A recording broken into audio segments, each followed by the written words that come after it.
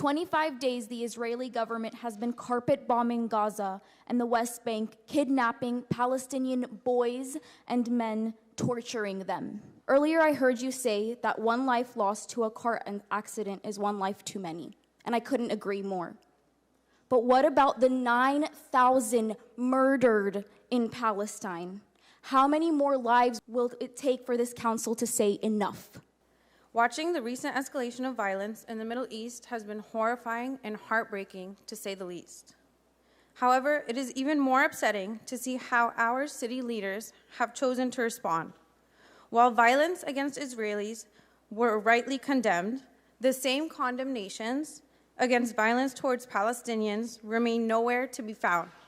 Despite all this, on October 12th, Mayor Dyer and your council members condemned Palestine while victimizing the occupation and repeated the jarring, false, and debunked claims of beheaded babies. You also spoke about unity, not with Palestinians whom you described as evil, but between the city of Fresno and the state of Israel and the Jewish people, while raising 3 Israeli flags and not one single Palestinian flag to represent me and the Palestinian community in Fresno. Every morning it's more loss, more families wiped off this earth, and it needs to be stopped. The people in this room have the power as a collective voice to say ceasefire now. Though we all come from different backgrounds and faith traditions, I believe we can all agree with the sentiment expressed by Jesus of Nazareth. Blessed are the peacemakers, for they will be called children of God. I came here and settled. I love the community. And at one point, I even thought I belonged. Can you imagine that?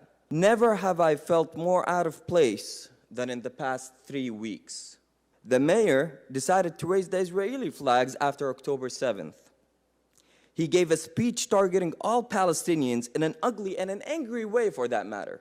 I didn't see support for a 2-state solution or equal Palestinian rights. I didn't see condemnation of settler attacks on Palestinians, the demolition of their homes. The list goes on, and all that is only in the West Bank, where there's no Hamas. You've heard the numbers, over 9,000. Over 9,000 have been killed. 1.5 million have been displaced. Over 2,000 are still under rubble. 25,000 injured, 150,000 homes destroyed, and over 800 families completely erased. How many more lives do we need to hear go away for us to recognize the situation?